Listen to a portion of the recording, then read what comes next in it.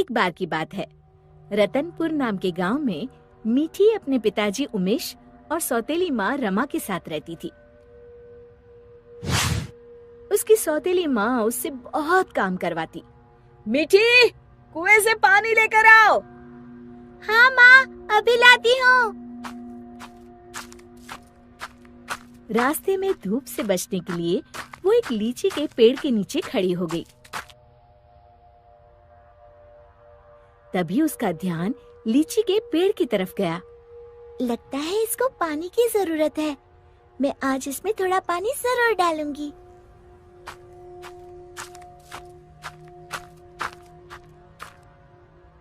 लौटते समय मीठी अपने घड़े से थोड़ा पानी लीची के पेड़ में डाल देती है। अब ये उसका रोज का नियम हो गया। जाते समय थोड़ी देर रुकती और आते समय थोड़ा पानी उसमें डाल देती। उसी पेड़ में एक चुड़ैल रहती थी। इतना ठंडा और मीठा पानी बड़े दिनों के बाद मिला है। एक दिन चुड़ैल ने सोचा, क्यों ना इस लड़की को दोस्त बनाया जाए। बहुत दिनों से मैंने कोई इंसान नहीं खाया। और वो मीठी की हम उम्र लड़की का रूप बनाकर कुएं पर बैठ गई। क्या नाम है तुम्हारा? मीठी। और तुम्हारा? अम्बी। अम्बी? अम्बी तो खट्टी होती है। तुम मीठी और मैं खट्टी, मतलब मीठी खट्टी। नहीं, मीठी खट्टी नहीं, मीठी अम्बी। दोनों खिलखिलाकर हंसने लगती है। अरे, मुझे तो तुमसे बातें करके बड़ी देर हो गई। और जल्दी से घड़ा लेकर घर के लिए चल दी। थोड़ा सा पानी उसने लीची के पेड़ में भी डाल दिया।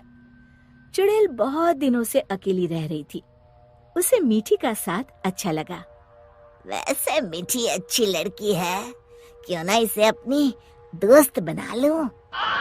ऐसे ही रोज मीठी और अम्बी कुएं पर मिलती और ढेर सारी बातें करती, खूब हंसती खिलखिलाती। एक दिन, आज तो बड़ी देर हो गई, मीठी पानी लेने नहीं आई। क्यों ना उसके घर जाकर देखूं। ये सोचकर चुड़ैल मीठी के घर पहुंच गई। वहाँ उसने देखा, मीठी, अभी तक तुमने बर्तन नहीं धोए और पानी भी नहीं लाई। बस माँ, खाना खाकर अभी बर्तन धोती हूँ। कब से खा रही हो? जल्दी उठो, बहुत काम है। खाना खाकर मीठी बर्तन धोने लगी।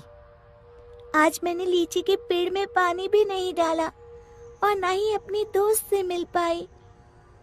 तभी चुड़ैल ने जादू से पूरे बर्तन 1 मिनट में धो डाले। मीठी आश्चर्य से यहाँ वहाँ देख रही थी कि चुड़ैल उसके शरीर में प्रवेश कर गई और वापस आकर सोफे पर लेट गई। अच्छा, तो राजकुमारी आराम फरमा रही है। बर्तन कौन धोएगा? धुल गए। रमा को मीठी की आवाज भारी सी लगी। अच्छा, जादू से धोए हैं क्या? हाँ। अब झाड़ू कौन लगाएगा? कपड़े कौन धोएगा? तुम। और कौन? अच्छा, तो मुझे जवाब देती है। ये कहते हुए रमा ने मीठी का हाथ पकड़कर झकझोर दिया। पर मीठी रोज की तरह रोई नहीं, तो रमा को और तेज गुस्सा आ गया। मारने के लिए आगे बढ़ी ही थी कि मीठी ने उसका हाथ पकड़कर गोल घुमाकर छोड़ दिया। रमा तेजी से गोल गोल घूमने लगी। कुछ देर तक घूमने के बाद रमा ने एक बार फिर हाथ उठाने की कोशिश की।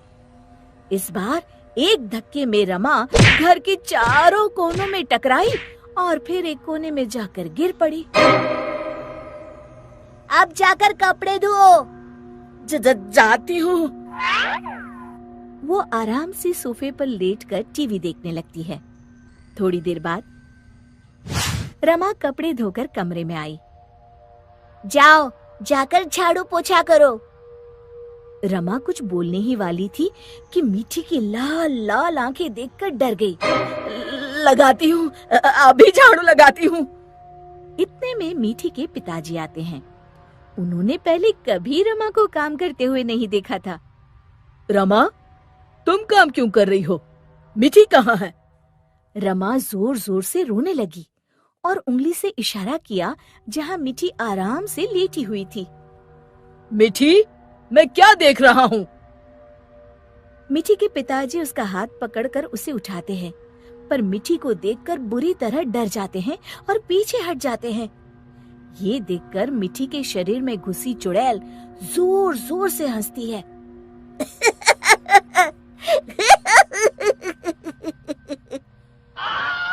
उमेश समझ जाता है कि मीठी पर चुड़ैल का साया है।